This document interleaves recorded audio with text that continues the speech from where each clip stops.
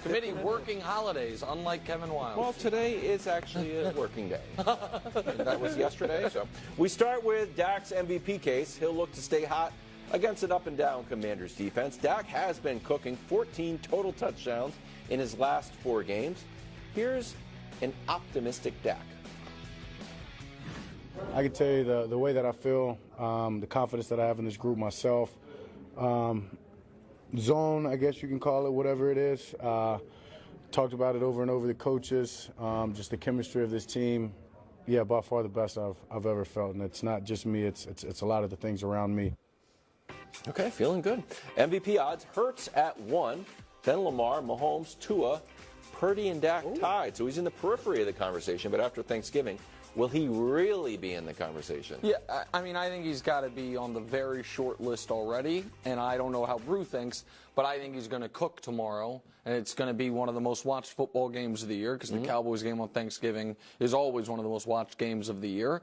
And after tomorrow, he's of the quarterbacks. Now, you guys know I feel it doesn't have to go to a quarterback, and this year Myles Garrett's got the best case. Right. But of the quarterbacks, you can't make a compelling case for any quarterback over Dak Prescott that's like, oh, yeah, he's clearly ahead of him. There's not one. And Dak has to overcome the fact that he had a really bad game, but every one of the candidates has. Jalen had a brutal game against the Jets. You had the Tua against the Eagles and the Chiefs played poorly. Lamar against Pittsburgh and Cleveland. Purdy in that entire 3-game stretch. Mahomes, who's on the list.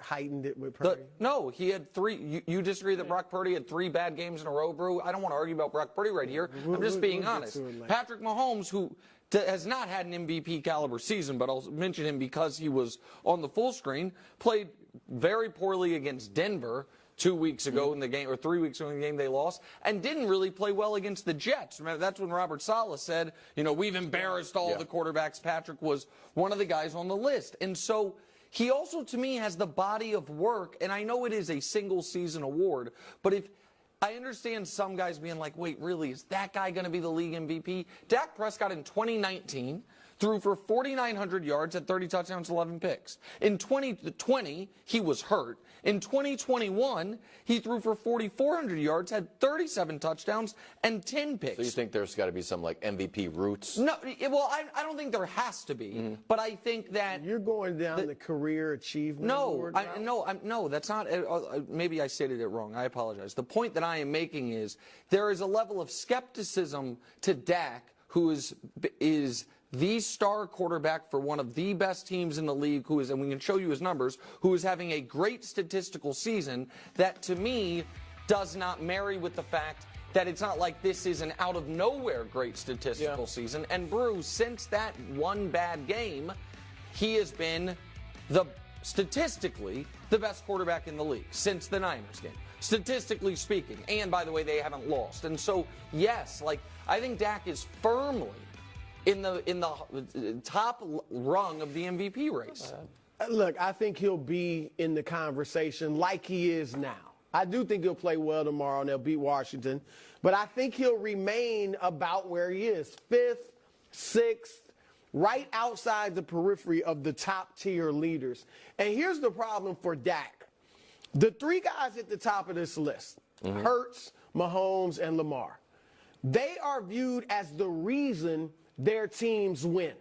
They're viewed as the reason even still Mahomes. Because even as great as that defense is, take Mahomes off that team and we're not ever talking about them.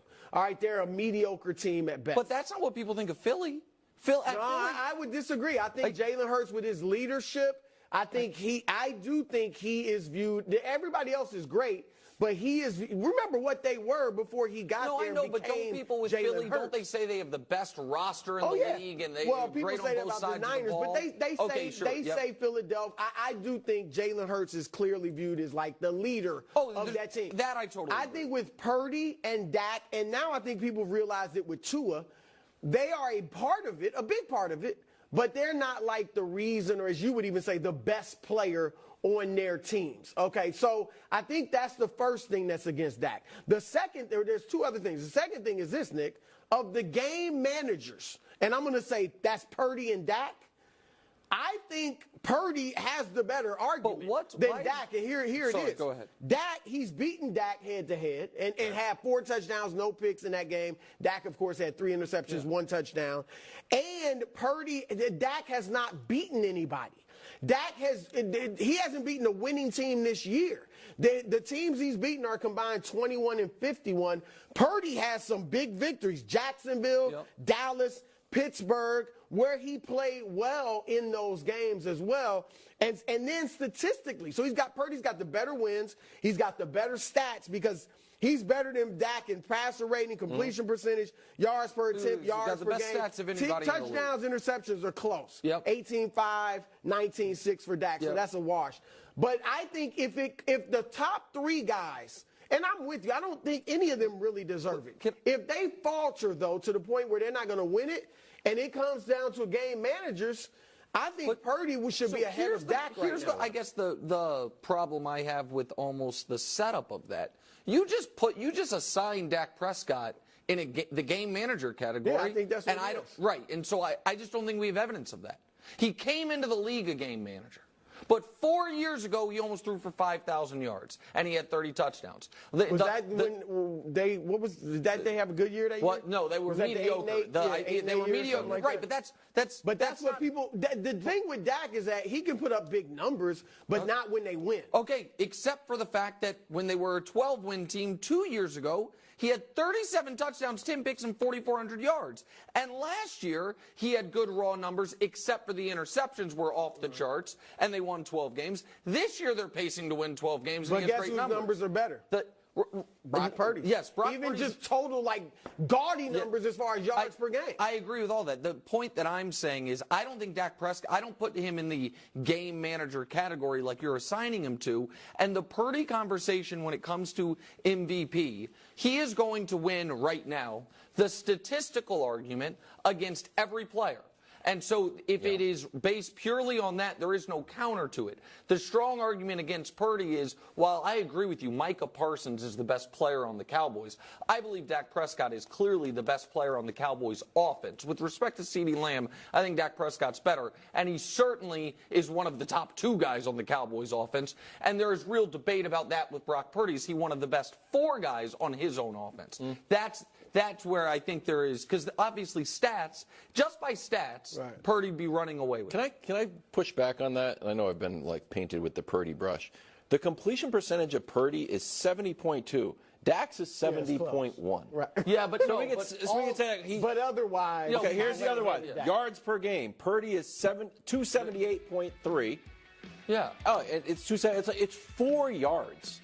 It's 1 touch. Well, Dak's got the lead for 1 touchdown. It's the 1 biggest interception. Is obviously the passer rate. I know, but we're like, well, Purdy's going to run away with it. Right, no. A big game from Dak. Total yards per game includes rushing, right? Yeah. Because passing is about 15, 20 yards a game. But which I get it. That's not huge.